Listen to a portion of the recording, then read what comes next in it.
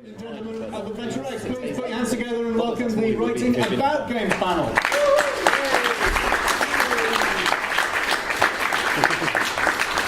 We've already met a couple of you today or yesterday, but perhaps we could just go around the panel and you guys could all give a few words to introduce yourselves so that we know. I'm not saying we don't know who you are, but just so that we do know who you are. My name's Ellie Gibson. I've worked in video games for about 15 years, mostly for Eurogamer, and these days I sort of do a bit of freelance, and I'm in a television programme called Dara O'Brien's Go 8-Bit. Do you get it? Dara O'Brien is also in there. Yeah. Hello, I'm John Walker from Rock Paper Shotgun, and previously lots of magazines and things, and Eurogamer as well. I have my own. I'm Richard Cobbett, again about 15-16 years of games journalism for more or less everyone who would pay, and more recently doing quite a bit of sort of actual proper games writing and so on. And my name is Michael Stein and I'm working for AdventureX in Germany. I've been doing it for about 8 years now. I'm more a news writer than an article writer, so that could be something different to you. I win, 17 years I win. And that's the end of the panel. Don't try and trap us into an early lunch. So, Like Space Quest stories. What we've got here is, AdventureX out there. People have put together, a wonderful series of indie games that they've poured their heart and their soul into, and then you guys come along and you review it. Why? Why would you? Are you just bad people, or? In our defence, you send us copies. In our defence, we asked for it. I suppose my genuine first question is... A text adventure killed my parents. Well, I'm sorry to have brought that up. But I suppose my real first question is it enjoyable to write a really bad review? Thank you. Definitely. Like I knew it! Not only is it enjoyable, it's much easier, I find. It's much easier, sadly, to slag something off than it is to be nice about it. Because, for me anyway, because I'm not a very good person. So, no, but I feel like it is, for me it's enjoyable, maybe not for normal people. But having said that, I would never do it on purpose. I would never do it. If a game is genuinely good, I would never pretend it was shit just to... Are we allowed to swear? Yes. We are now. Yes, I think we had some mother Fs yesterday. Oh, really? Oh, my goodness. But also, I like to try and put humour into my writing, and it's much easier to be funny about something that's terrible than something that's good. I think. Would you agree? Yeah.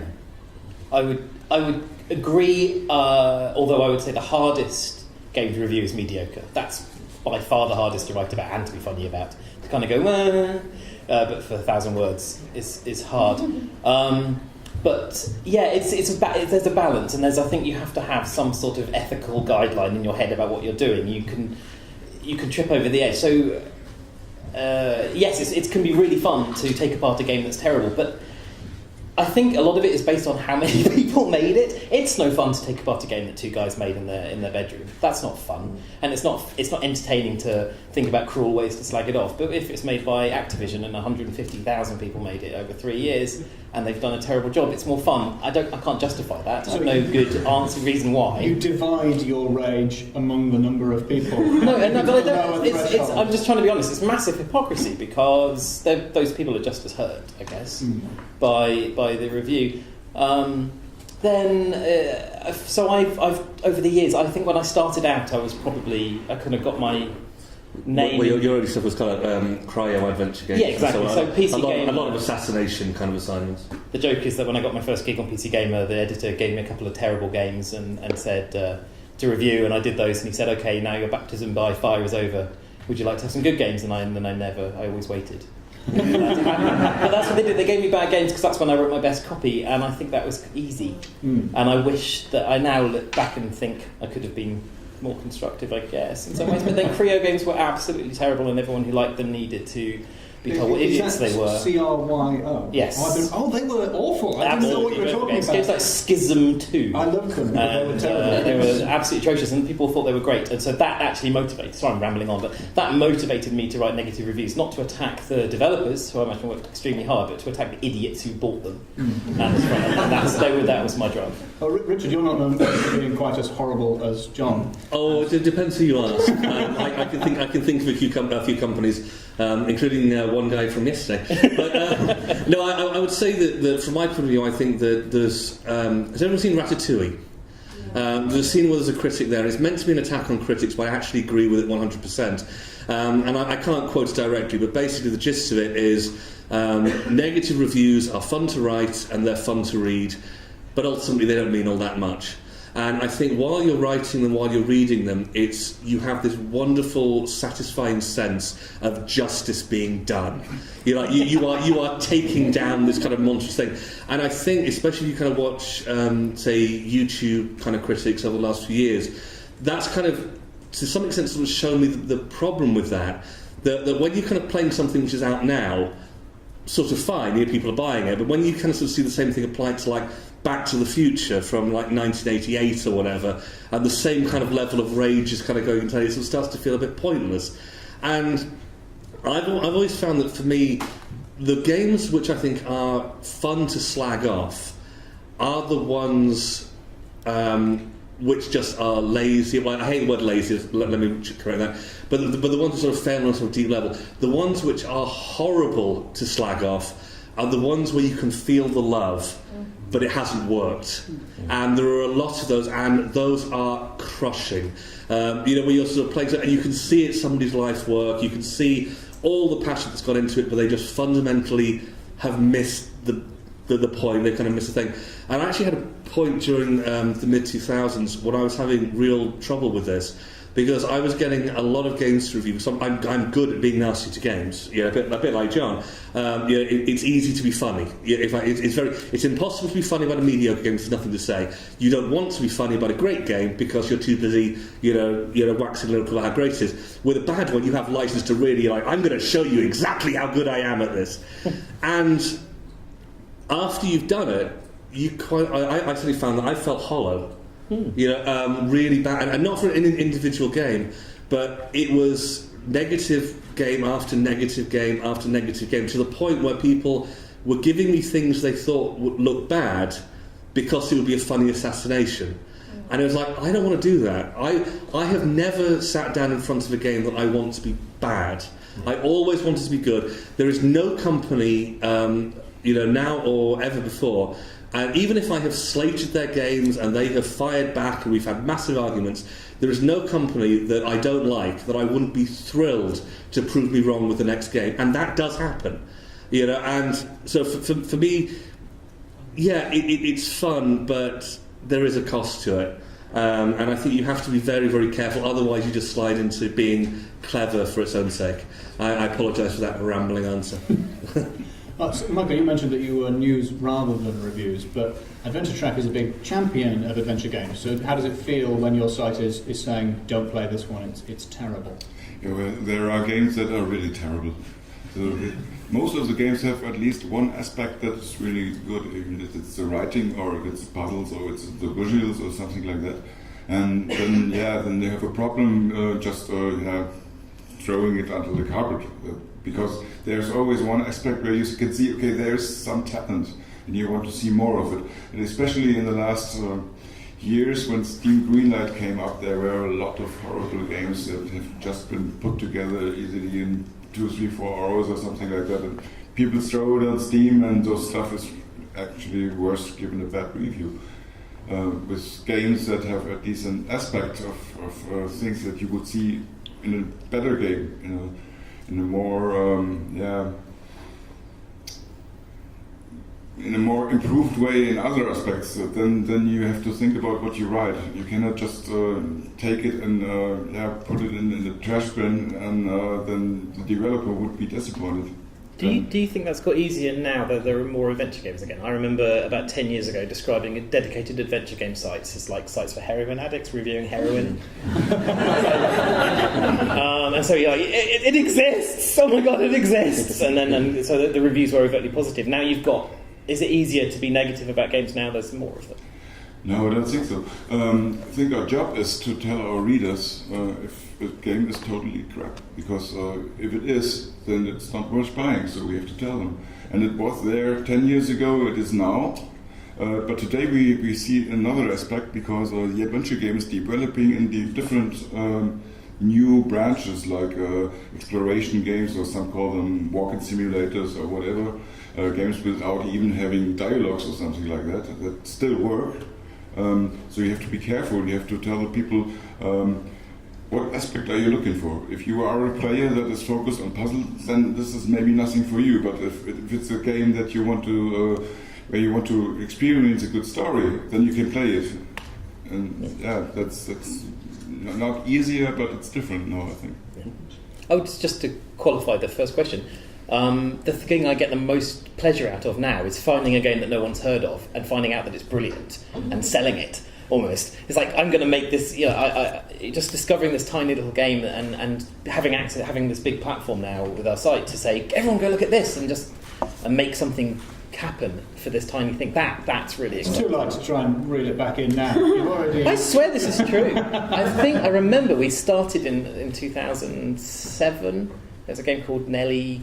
I can't remember. I forget. But I remember having the opportunity to do that all the way back then. And that was one of the first times we got to do it on the site. It was very nice of you to give me the write-up. Thank you. Well, I think I might start with Richard on this one, because what do you think about those? I would say morally despicable journalists who start writing for games. How do you feel about those turncoats? Splitters. This question is all about ethics in game journalism. I think it's a fantastic way of not being paid enough, but from a whole other direction.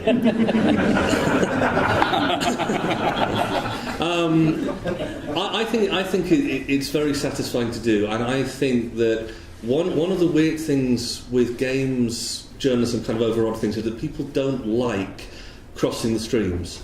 And so if you're looking at book reviews, generally books will be reviewed by authors. If you're looking for film criticism, obviously it's considered a good thing. Like say Siskel and Ebert to have some kind of background experience, that they kind of know the wires underneath it. With games, there's like a wall which I don't think should be there. Now, obviously, you shouldn't review or kind of sort of talk too much about your own stuff, because obviously there's a massive issues there. But it seems weird that people will actively turn away from expertise in favour of what I reckon. And I think a lot of games journalists do actually know a lot about how games are made. I think it's a mistake to think that everyone's completely ignorant, but not everyone does. And I think a lot of the time when you're sort of reading things, and again that sort of leads to the dreaded word lazy, which I realise I actually slipped into earlier on, and I will flagellate myself for it later. But words like that are just wrong. Like making any game, even a piece of shit Unity knockoff, is hard. And I think it befits anyone who's writing about them, not necessarily to go easy on things, because they're absolutely not, but I think that if you do know why some things are the way they are, then you're better at your job. See, I so strongly disagree with this, because it's No, go it's ahead. really interesting. My colleague Jim Rosignol, who started RPS with me 10 years ago, he's now he created So You're Being Hunted a couple of years ago. He's got this new game coming out next year. And he tells me, oh my goodness, I can't believe all the times I said X about a game, and now I've realised I'm encountering that problem and I'm having it too, or whatever. So I know that I'm not, whatever issue he may have had with his game, he's realising why it's happened to other developers, and he's criticised it. I'm like, don't tell me this, because it doesn't make any difference whatsoever to me. If I'm playing the game and this bit's rubbish, I don't care why it's rubbish or how difficult it was to stop it from being rubbish. It's still rubbish. I'm not really thinking in those sort of terms. I think that generally, if something's bad in a game, nobody knows it better than the developers did it. What else? But if you're thinking, I know how hard it is. No. I'm not thinking about kind of making allowances for that. What I mean is like knowing something about the mechanics, kind of underlying thing. In the same way that if you're reviewing a strategy game, you kind of have to know how strategy games work. Like, for example, if you review Civilization and you start and you sort of criticise. This is always been criticised before. The higher difficulty levels cheat, and the reason they cheat is because we can't do AI good enough to actually play their own game. The computer has to be kind of given these advantages, and also that's just sort of one example of like knowing that why the limitations are there and kind of like how the game works. You can judge on how it's doing better, but conversely, I think you can also kind of go the other way and sort of look at something like, well, we can do better than this, and I know for a fact that we can do better than this, rather than, again, like being on an I reckon kind of level. Like, for example, if you're playing a role-playing game and you have a better understanding of like kind of what the sort of the potential is right now, what like the majority of kind of games do, like how the scripting kind of works under the hood, and then you get something which isn't doing any of that, then I think, again, it's something which you can pick up by playing, but I think it doesn't hurt to kind of just be able to kind of see the gears kind of moving behind it. And I think the only way of doing that is to have practical hands-on experience to some extent. I don't know, again, I don't know if that's true, and I think you have to think about what the audience is for the game and the audience for your review, and most people playing the game won't have worked in games and won't understand the mechanics, and I'm not sure how useful it is to kind of explain that all the time and compensate for it and say, well, they could have done it. I think it's more about, for me, when I read a games review, I do, as childish as it is, I want to know if the game's any good or not. I want to know if I'm going to enjoy it. I don't really care how many more polygons they could have potentially... Right, but one of these, it's not a binary thing. And I think that it's... I don't think many people would agree that that knowing less about games makes you a better reviewer. I think that generally we hire people who we think are experts for a reason, because even if they're not like... That's a very un-Brexit observation. Well, yes. Post-truth, I can say what I want. But I think we generally hire experts because, like I said, even if we sort of take the view that anybody can review... Let's say an adventure game. You sit someone down in front of an adventure who doesn't sort of know the rules, doesn't kind of know how they play, doesn't know how puzzle structure works... but you can get all that knowledge from playing a lot of adventure games. You don't have to have made it. You can, but I think you get a deeper level of it if you have some hands-on experience. And I don't think it's necessary, I just don't think that it's a bad thing. And I think what my point isn't that you have to have this, it's that there's quite often the belief in our industry that it's a bad thing because you're kind of crossing sort of the two sides. I think that having that is another weapon in your arsenal which you can use, and like many people do fantastic game reviews which would never mention. Even if you know the details, you're probably not going to bring them up. But I just think that having more information is never bad. And having hands-on experience kind of, I think, does give you a wider picture of the possible and the impossible. And a lot of game reviews, like you sort of read what they say they'd like done, and it's sort of, well, yes, but that's just not possible right now, especially in terms of things like AI and kind of more complicated features like that. Can I ask Ellie, while you have the mic, you've been in the position, like Richard, of having gone from being a reviewer to being in a position to be reviewed. You're on Dara O'Brien's Go 8 Bits, to give it its full title, and you perform stand-up comedy. You've just written a book, I think.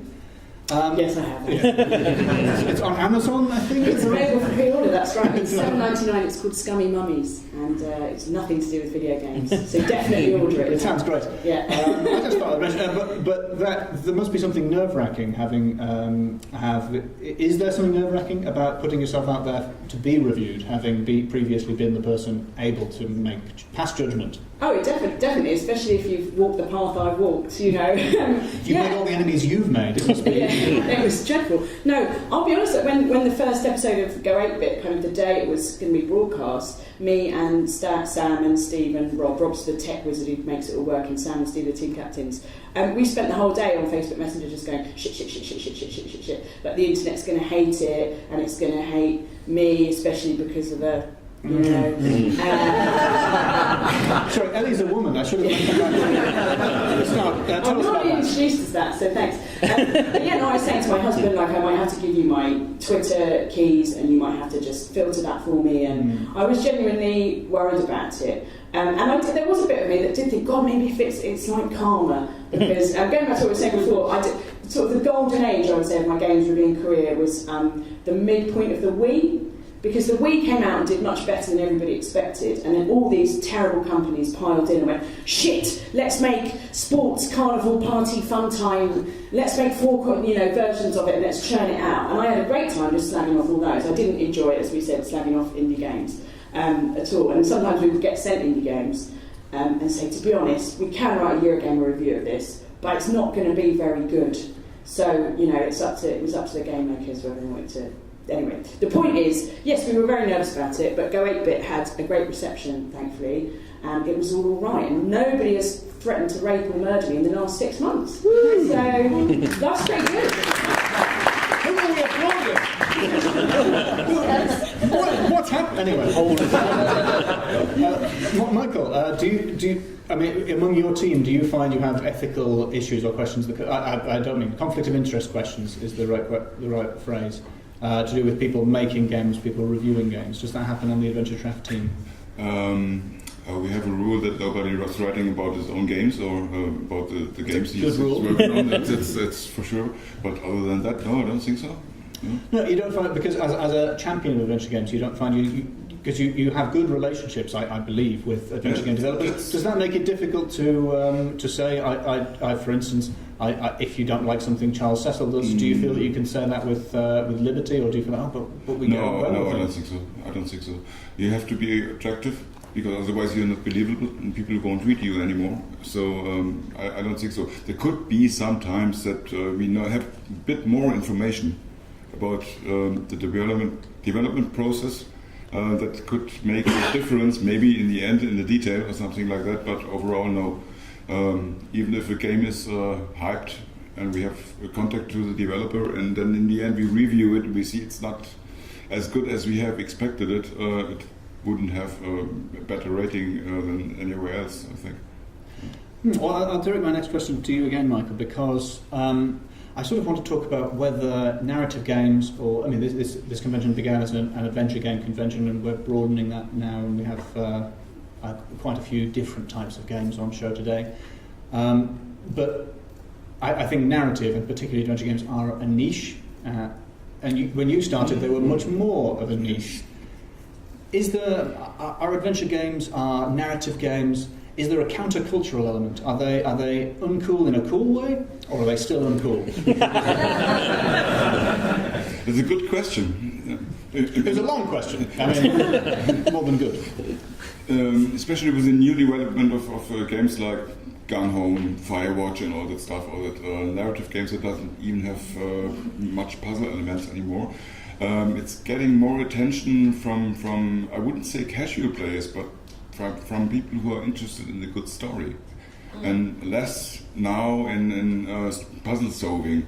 So there is still an interest in traditional point-and-click adventure games, of course, but this genre is it's expanding into more different ways of games, and some of these forms are very successful at the moment. So we see the sales of games like maybe Firewatch, who have 4, 5, 6 times the sales of a traditional adventure game. So it's a difficult question, but I think no, it's not a subculture. It's more like a genre that develops into a new form of game, and that is not something that's just culture.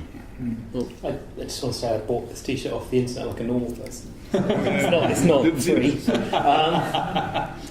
I found the perspective different. So I was born in 1977, and so I was just the right age. I learned to read, genuinely learned to read, playing lots of text adventures on my dad's knee. That's what games were. I had a ZX Spectra, but rather than a knee. He was very advanced, cyborg human, and my dad tested text adventures for level 9. That's how cool my dad was. And my dad's Jossie, so that's better. Yeah. Anyway, so adventure games were games. There weren't any other games. There was Pong on your telly, but that's what games were. And then it evolved into parser games and point-and-click games. And then at that point they split. And my dad went RPGs and I went adventures. And so for me, adventure games were all of gaming. So now it never felt like they were niche in a weird way. They always just felt like they went smaller and smaller. And so in the early 90s, obviously, there was the peak of LucasArts and Sierra, when those were the big AAA blockbuster games. And there's a new LucasArts adventure coming out, and everyone was very excited. And then watching that dwindle away. So I have this weird perspective that adventure games just always seem small compared to where they were once. And I think that's probably behind the tiresome dead myth. I mean, I'd like to sort of just jump in quickly. So you said narrative games. I don't think that... Hard to make a non-narrative game. Yeah. Well, I think you could make a football game, because there's no interesting story in football. But what I mean is, narrative games have never been bigger. You know, I mean, if you look at kind of the amount of sort of time and energy that people put into Call of Duty or Assassin's Creed, I would argue that they're not necessarily the sort of stories that I want to play. But I don't think you can kind of discount those like narrative experiences. Like what we've kind of got is what people don't like are puzzles. And I think that puzzles have kind of been on the decline, because even in the golden age of adventure games, like 1993, people didn't, for the most part, and I'm not talking necessarily fans, but on a design level, puzzles were the way that you facilitated creating the world and the story you wanted to tell. They have very rarely been the point of the experience. And I think that what we saw in the 2000s was that people weren't necessarily finding better ways of telling stories, but they were interested in different ones, where they could kind of control the flow, they could kind of put more focus onto the character, they could kind of have much more kind of control over the sort of scripting, the type of story they want to tell. And I think what we've got now is a situation where the classic adventure game, and there's nothing wrong with the classic adventure game, I love adventure games, but again, the puzzles are increasingly the thing, what is the game? They're not for the most part that difficult. Once it would take you 3 months to finish an adventure game. Now the average one you can do in an evening without really breaking a sweat. And I think that more and more of us kind of sort of playing things like The Walking Dead, which has no puzzles at all. And it's kind of more about how you deal with the individual situations. Playing games more like Everyone's Gone to the Rapture, where again you're mostly just walking around and kind of enjoying the experience. Firewatch again is a great example. And I just genuinely think that as far as narratives go, the importance of IP and what people can do with it, the amount of money they're sort of spending on it, is often underestimated. People say that story doesn't matter, but then they spend like $10 million, creating like what they think is like a Hollywood caliber story. I wonder. Okay. Oh, sorry, I was going to come to Ellie if please do. If you don't mind. Because your background is in writing about mainstream games.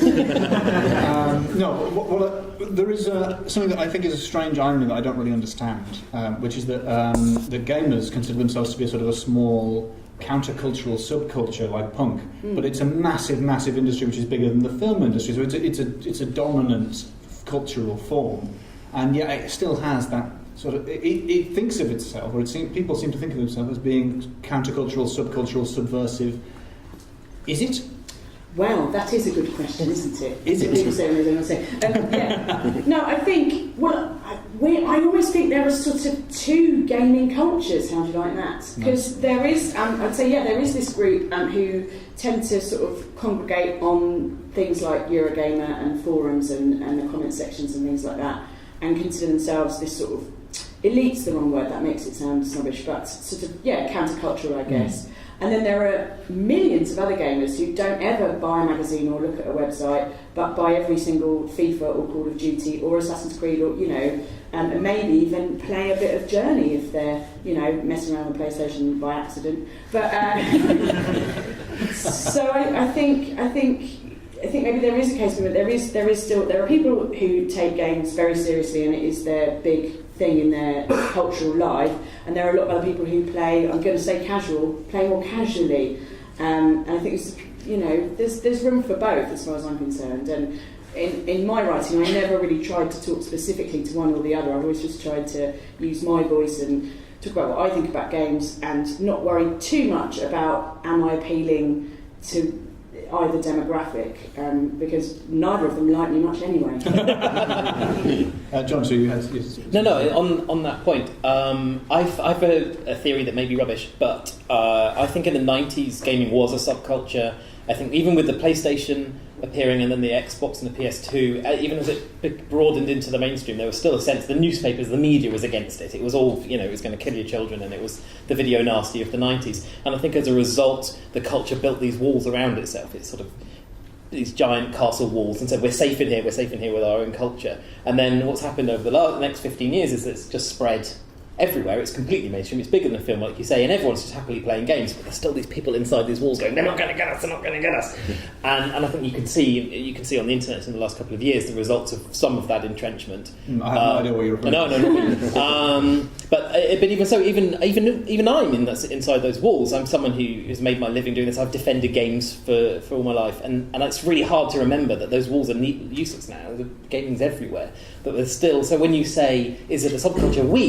You've come to an adventure games convention, you're in a subculture, and we're inside those walls, and I think it's really healthy for us to recognise that and just to notice the broad mainstream of gaming is way bigger than us. And I think it's also worth noticing that while gaming is huge, something like the sales of GTA kind of sort of tell their own story, we've still got this weird case where when you're watching television, they'll use Pac-Man sound effects to represent gaming. You talk to parents about it and say, "Oh, you're playing that game about Planet Zog." Have you seen the new Kit Kat advert? No, I haven't. Oh my god! don't see the new Kit Kat advert. I haven't seen any adverts in ages, but I think it's this sort of sense. I think that there is a generational gap with gaming, and I think it's one which it's been more slow to push through TV and Hollywood, especially, than I was expecting it to. Because that kind of like most people are kind of making decisions have grown up like us, that they've been gaming their entire lives, they're at least aware of it, even if they're not that into it. But you still get the sound effects, you still get Planet Zog, you still get Space Invaders, and and I think that maybe 10, 20 years that'll kind of finally have worked its way out of the system. But it's frustrating. I think it reinforces those walls between us who get it and the rest of the world who doesn't get it. And this was a big issue for us when we were making Go 8-Bit and putting the series together, because there was a bit of tension. We got a producer called Darren, who's brilliant, who's made loads of brilliant television, loads of Graham Norton, knows nothing about games, has no real interest in them. But then there's me, there's another producer called Rohan, and there's Steve McNeil, and there's Rob, and we're all massive nerds. And we really care about games, and we really care about the way games are represented on the television. And we had sort of rules that we insisted on. That we banned the word of nerd and geek and things, even though we would describe ourselves like that. I've seen a lot of stand-ups at games events and awards and things do whole routines about, "Oh, you're nerds and you've got girlfriends and blah blah blah," and it's all very tedious. And we were like, we're not going to do that. We're not going to say either we're in this special little gang of nerds and this is only for them, but equally we're not going to say, "Oh, people who like games are lower than us."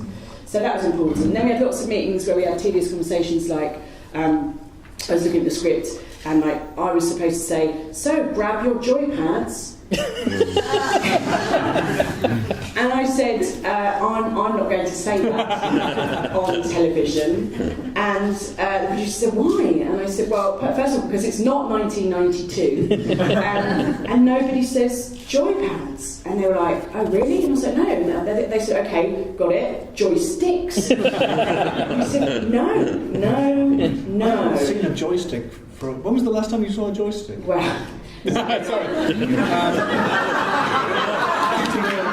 a very personal question.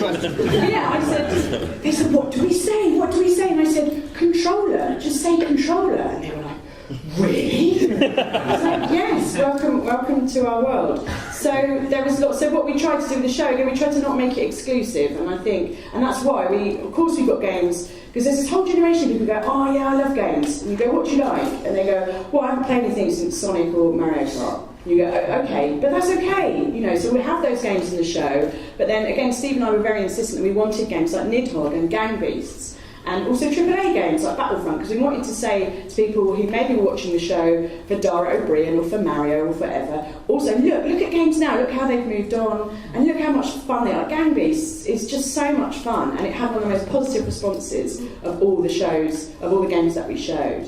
And it's like you were saying earlier, it felt great to be able to give that game a bit of exposure to the mainstream, and everyone to go, "Wow, this is great." So yeah. Well, we've got about 10 minutes left. I'm going to ask a very simple question and ask for short answers while you guys think if you have any questions to ask. And your questions cannot be, "Will you review my game?" So think of a different question to that. So I'll start with Michael and move around this way, I think. I'd like to know, I'm a very superficial person, and so pretty graphics delight me, and that is how I make most of my game-based decisions, at least to begin with. What is the first thing that grabs you about a game? Visually, or is it... in any way. I'm saying for me, it's a pretty screenshot is enough for me. Yeah, What do you if you have only a screenshot, then the visuals is everything you have at that moment. So you have to play into it to find all the other things, storytelling and puzzles and... But I mean, in review, when you sit down to review a game, Yes. is there something which you're looking at, or is there something Yes. where you think, yes, they know what they're doing here? When I have no issues to come into the game directly, and it takes me from the first minute.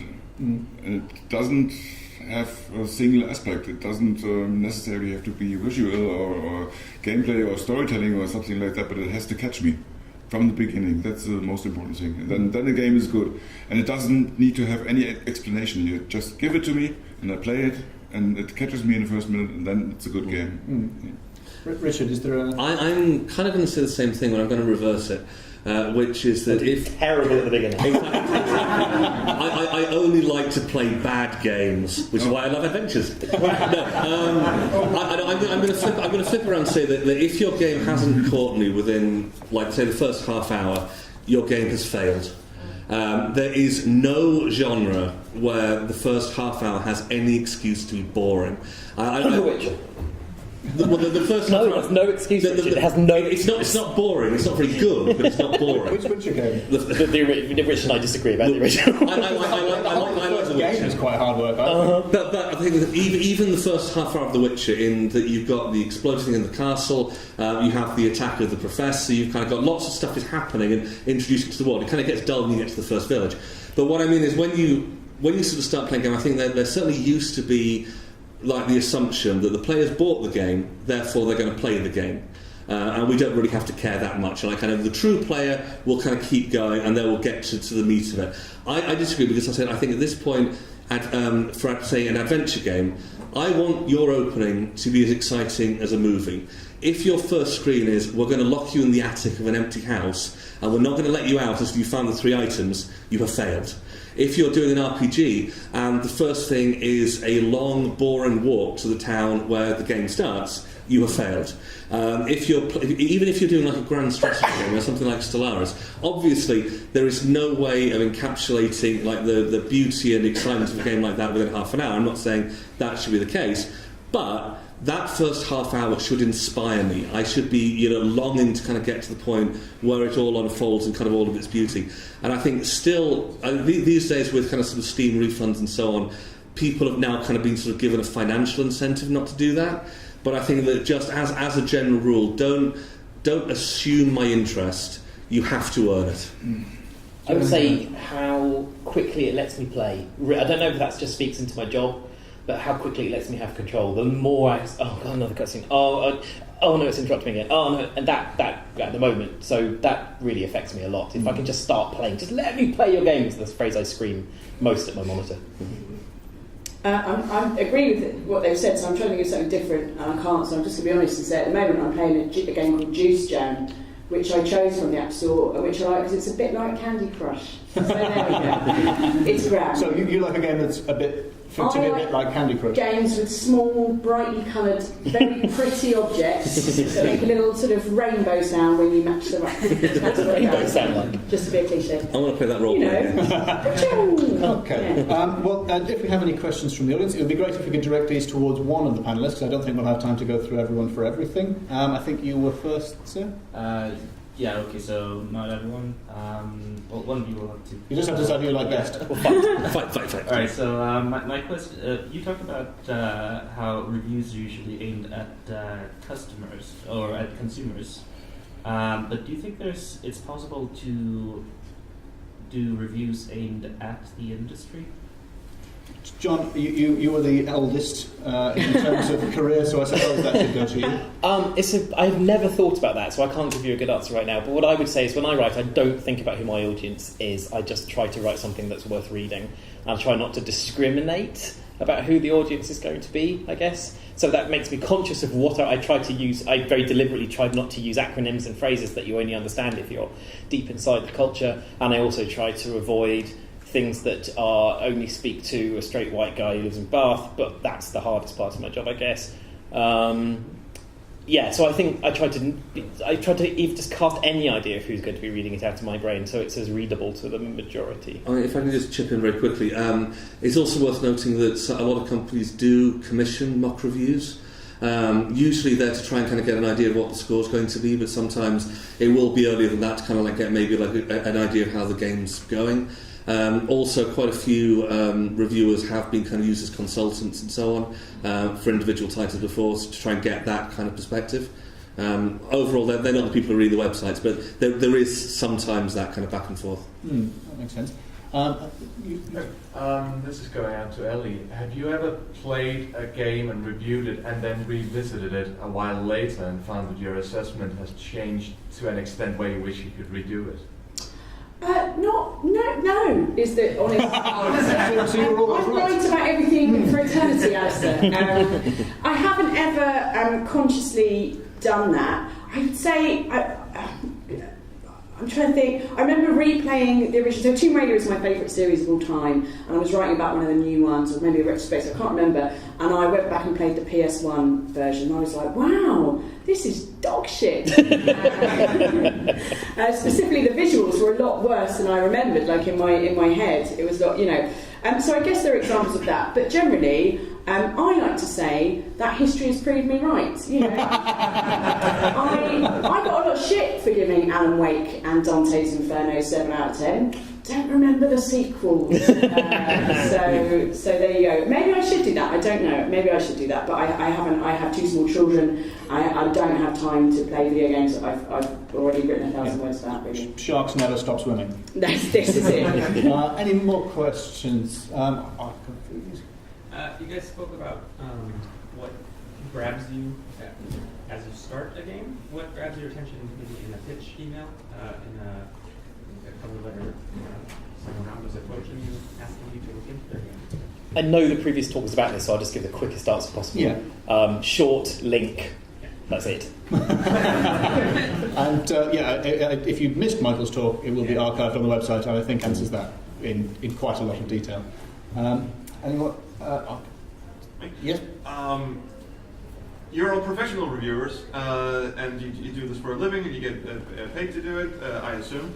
But the culture since the 90s and early 2000s has changed with the rise of YouTube stars and miserable twats who think they know what they're talking about on YouTube, and amateur reviewers who just have blogs and such. How do you think the reviewing scene for professional reviewers and these amateur reviewers and let's players, how do you think that's going to change in the future? How seriously are professional reviewers going to be taken versus people who are just playing it and passionate about it but don't really, are basically just talking out of their ass?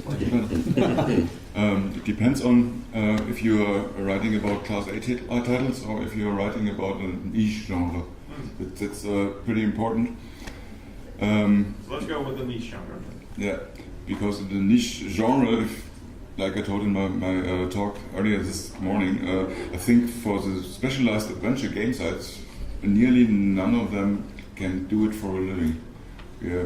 Most of us are doing it for free, and that means that we are fans of that genre, we are players of that genre, and that's the difference if you have to make money with it or if you do it because it's a passion.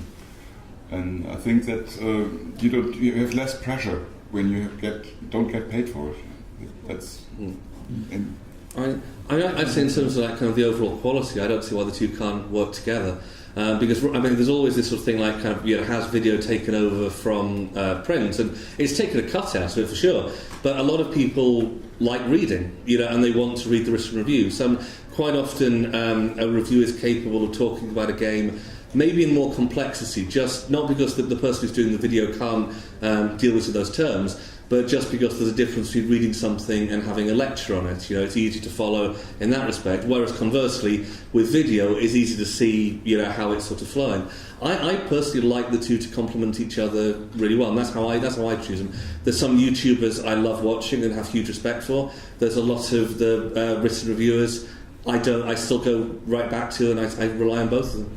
I would say sorry, very quickly that it's an and rather than an or. It's our PSS numbers are up, PC Gaming's numbers are up, our Kotaku's numbers are up. All the websites have got more readers than they've ever had before, despite this. So therefore, they are as well as it's more people watching more stuff. It's not no one's hurting anyone as far as I can tell. Thank you. We're out of time. Ellie, you didn't answer that question. Would you like to just say some words? My book, Scummy Mummies. Please join me in thanking the panel.